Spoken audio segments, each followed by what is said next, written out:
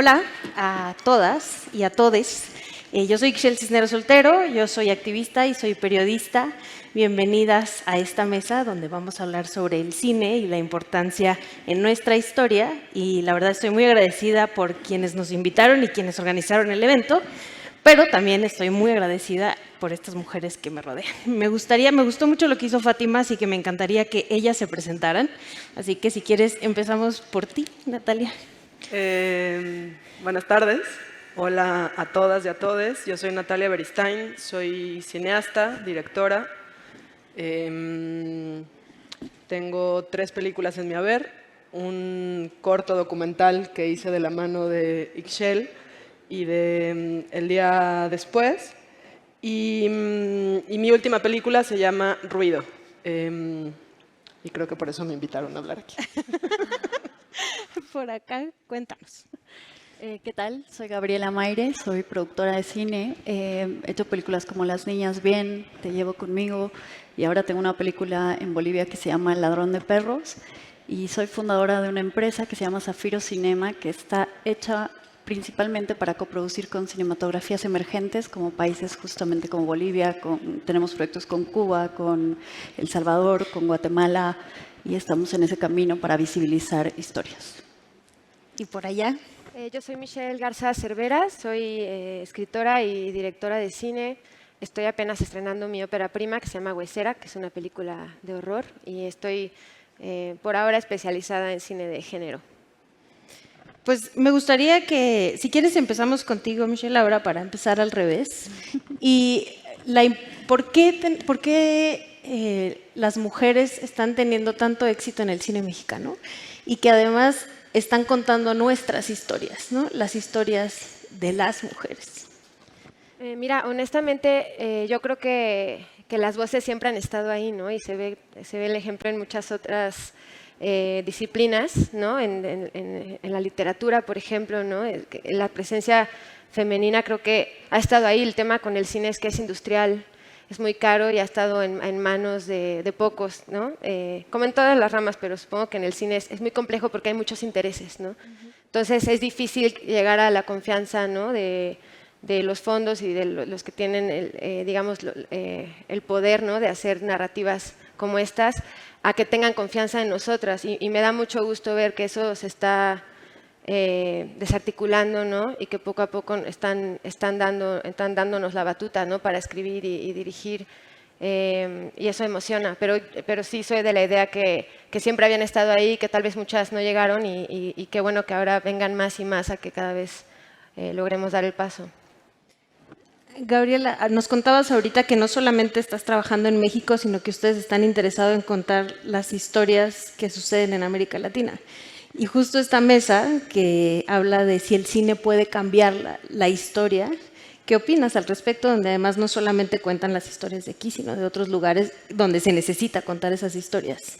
Creo fielmente que el cine, para empezar, es la memoria de un pueblo, ¿no? Entonces, cambiar la historia parte también de no olvidar la historia. Y creo que el cine nos permite eso, nos permite contar historias que no debemos olvidar, que no queremos repetir, nos permite hablar de escenarios que ya no queremos enfrentar, ¿no? Como la violencia en las mujeres, temáticas tan importantes como la maternidad hoy en día vista desde distintos géneros, la desaparición de mujeres. Contar estas historias que nos permitan recordar lo que no debemos volver a permitir. Y no debemos volver a permitir estar tan expuestas a la violencia, tan expuestas a la injusticia, que la impunidad reine. Entonces es necesario utilizar herramientas tan políticas como es el cine para cambiar la historia, pero también para visibilizar historias de otras comunidades, como las comunidades indígenas, desde sus voces, desde sus puntos de vista y no desde la mirada que tenemos acostumbrada a contar. Pasa lo mismo que con las historias de mujeres, pero en Latinoamérica, sobre todo, ante la posibilidad de conseguir recursos, nos quedamos callados con nuestras historias. Nos tardamos muchísimos años en poderlas contar y creo que también estamos en momentos en que necesitamos sacar todas estas historias tan personales, tan particulares, de regiones tan pequeñas y visibilizarlas para humanizar a las personas y para aprender a tolerar, a tantas cosas que nos permite hoy en día la televisión, el cine y los medios y el arte, ¿no? Coincido totalmente en que el arte es una de las mejores maneras para sensibilizar. Y Natalia, ustedes con Ruido han tenido un gran éxito, ¿no? Platicábamos afuera que a lo mejor ni siquiera lo esperabas que fuera tan así. ¿Y cómo fue llegar hasta ahí, ¿no? Contar la historia de familiares de personas desaparecidas, específicamente de mujeres, ¿no? Y cómo hacer desde el cine, sí, para visibilizar, pero como bien decía Gabriela, que sean ellas quienes cuenten las historias, ¿no? Y esto, dejar de lado esta parte de darles voz, porque siempre han tenido voz, ¿no? Eso también hay que ponerlo en claro, porque todavía hay muchas personas que utilizan esa frase, ellos y ellas siempre han tenido voz, nosotros no somos quienes para darles voz. ¿Cómo dejar que cuenten sus historias y que además se convierta en algo exitoso que sí atraiga a cierto público? Creo que hay algo, o sea, lo hablábamos hace rato, lo que ha sucedido con Ruido. Ruido es mi tercer largometraje, estrenamos recién ahora en enero en algunas salas aquí en el país y en Netflix a nivel global.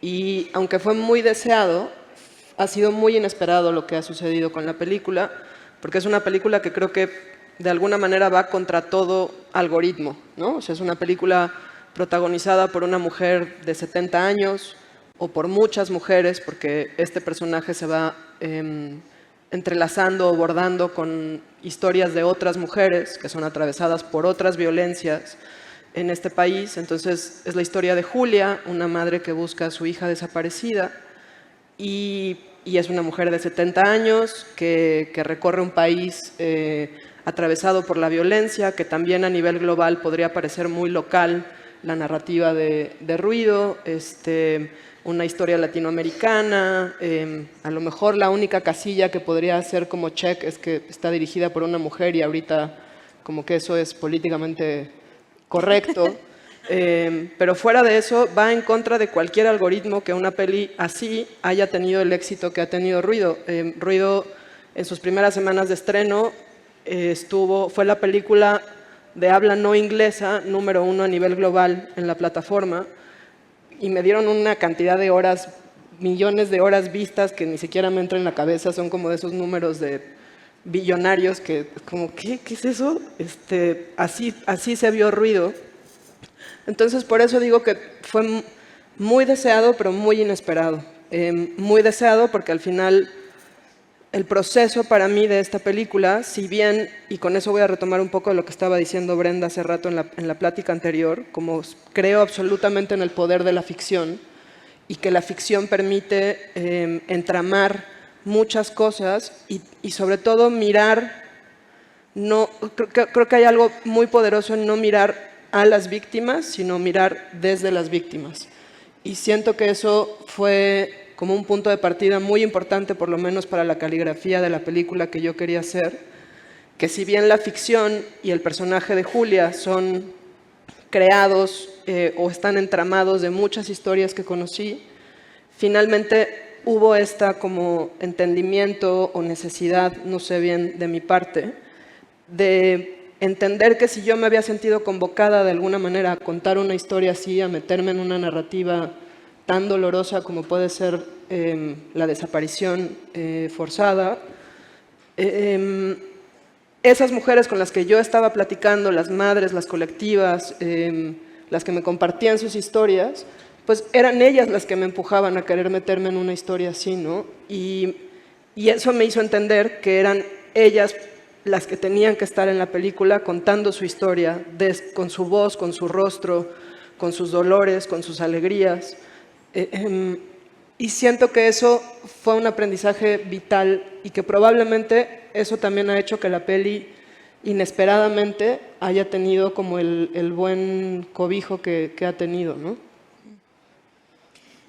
Michelle, me gustaría que platicáramos un poquito más de así a lo personal, porque estás además en un nicho que específicamente es como muy de hombres, ¿no? Y tu película, que aunque no la he visto, pero ya tengo boletos,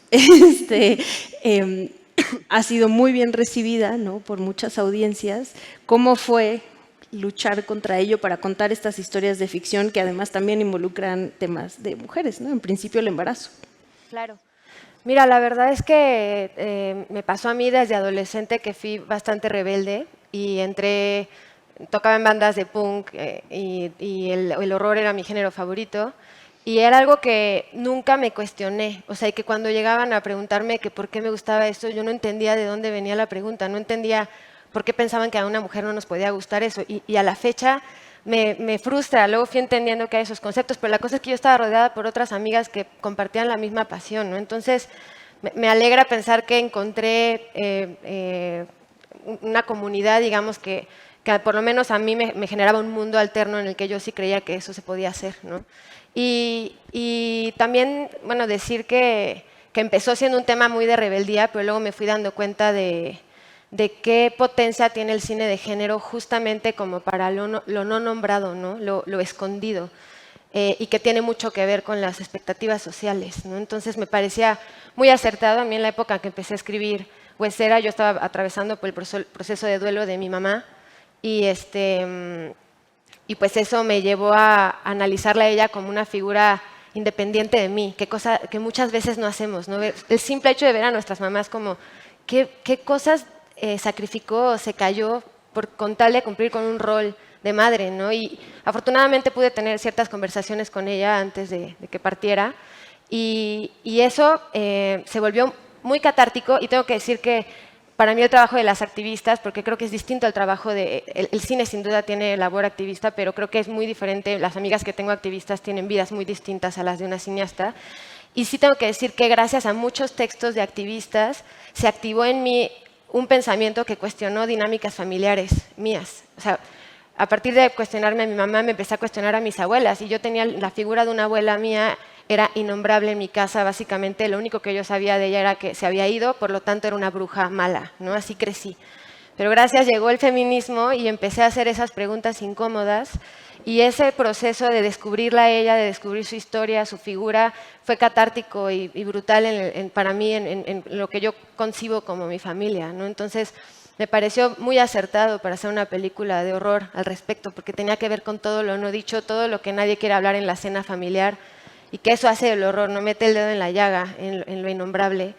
Y fue ahí que pues ya llegó esto, y sí parte muy de lo personal, y me fui dando cuenta, me fui rodeando de amigas, porque así es como se tenía que hacer esta película también de una manera muy horizontal, y me fui dando cuenta cómo esto atraviesa la vida de todes, de muchas maneras. Entonces fue así.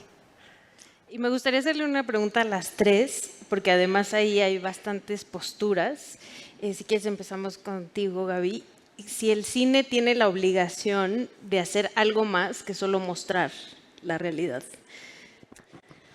No sé si tiene la obligación, pero creo fielmente que lo hace, ¿no? Te cuestiona también, sobre todo el cine que por lo menos yo elijo hacer, que creo que también esa es algo maravilloso que yo agradezco todos los días que decido hacer, ¿no? Qué películas contar, qué historias poder visibilizar. Y creo que precisamente eso nos llena de responsabilidades de cómo los vamos a contar y qué vamos a poner en la pantalla y qué estamos leyendo cuando leemos un guión y cómo es la imagen, por ejemplo, de una mujer cuando estamos leyendo un guión, ¿no? Entonces, al final, también masivamente el cine es entretenimiento. Entonces, hay gente que necesita ir, como en la pandemia, ver películas y distraerse y olvidarse de este momento tan duro que estábamos viviendo, pero también tenemos el poder de elegir el hacer películas, tanto como ver películas que nos cuestionen, que nos incomoden, que nos hagan preguntarnos por qué las cosas son así. Y coincido con Mitch cuando hablaba de que gracias al activismo podemos pensar y generar este tipo de cosas.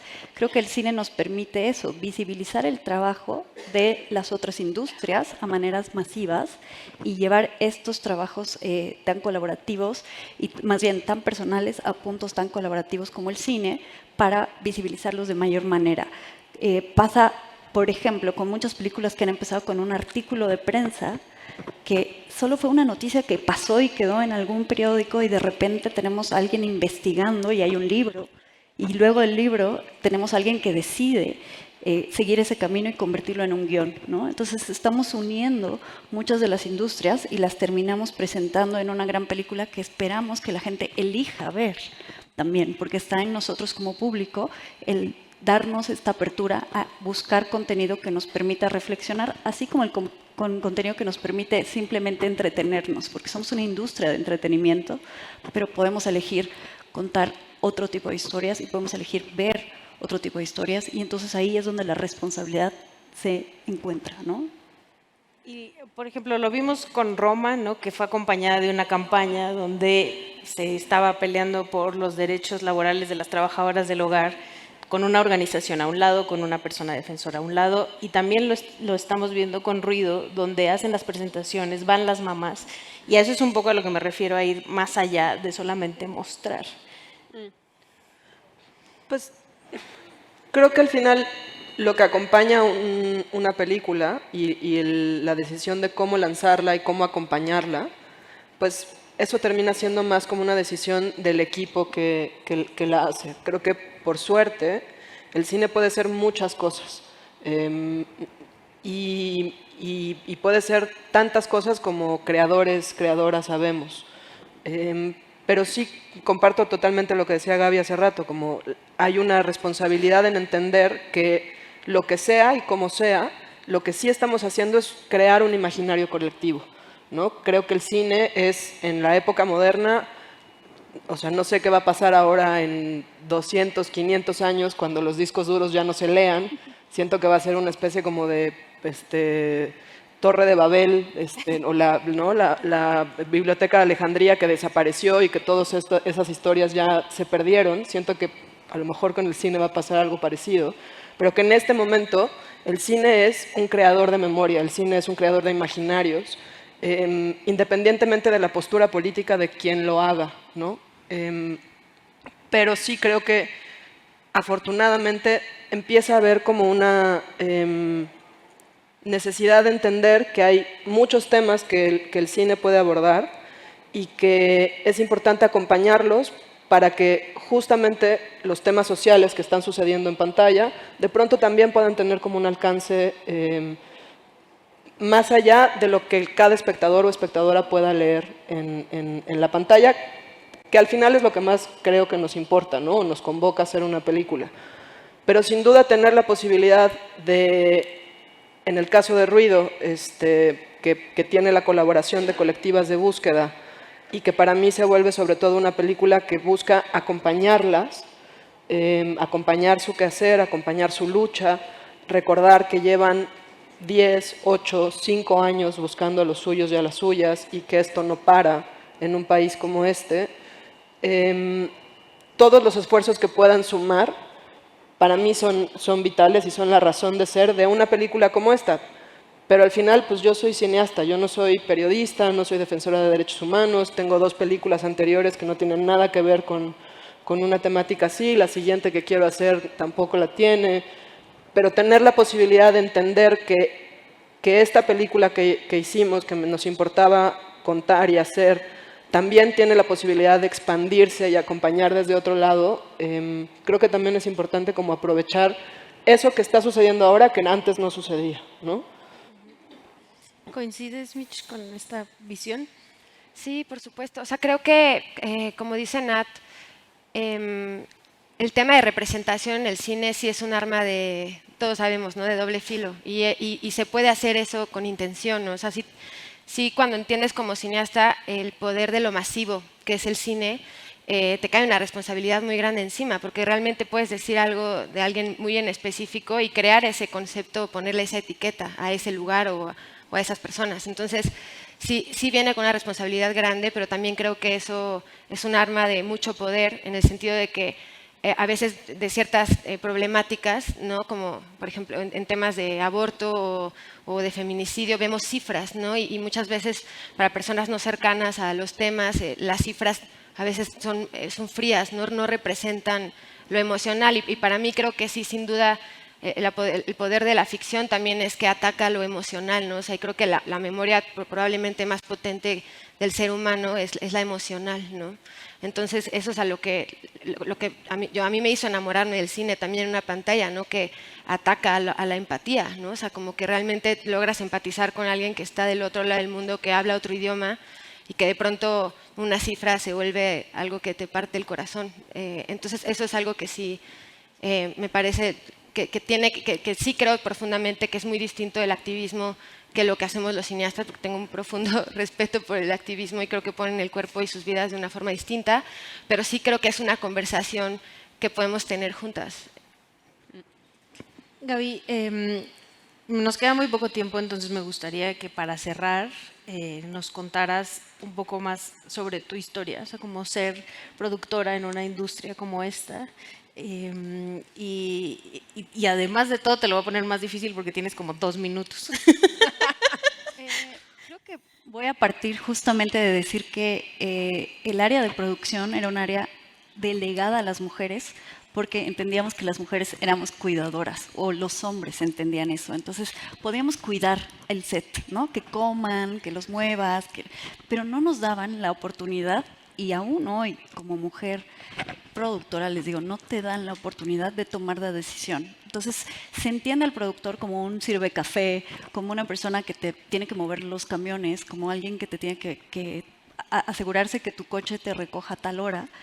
Y no se entiende que la posición creativa del productor es indispensable. Decir para mí, productor creativo es redundar, ¿no? Eres una persona que recibes un guión y tienes que pensar y proponer dónde se filma, cómo se filma, cuánto cuesta, dónde inviertes el dinero y vendrán las discusiones al respecto y las negociaciones con los creadores que están al frente, que son los directores.